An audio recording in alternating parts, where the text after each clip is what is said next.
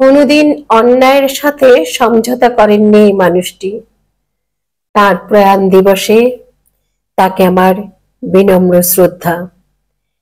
এখন তিনি বেঁচে থাকলে কি করতেন জানি না। আমাদের এই বিবর্তনে পা মেলাতেন কি?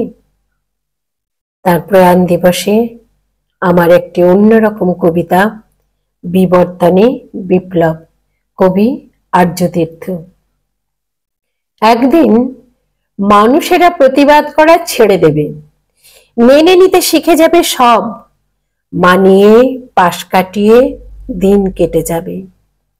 কেউ গলা তুলে বলবে না গরমিল স্পষ্টত কোথায় হিসেবে।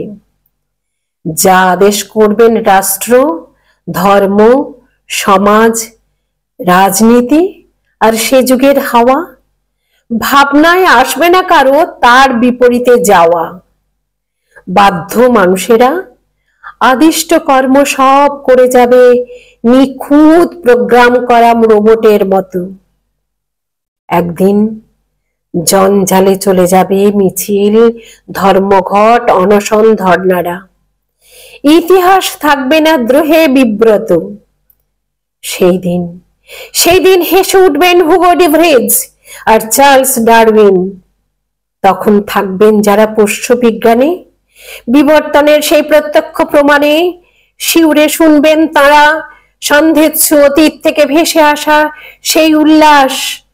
ভদ্র মহোদয় ও ভদ্র মহিলাগণ, এভলিউশন, রেভলিউশন, এই মিউটেশন, সার্ভাইভাল অব দ্য কোয়াইটেস্ট, আজকের পৃথিবীর তুরুপের তাস।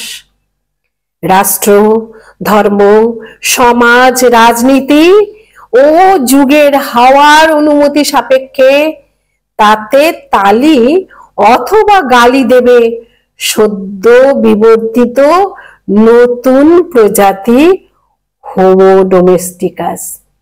নমস্কার।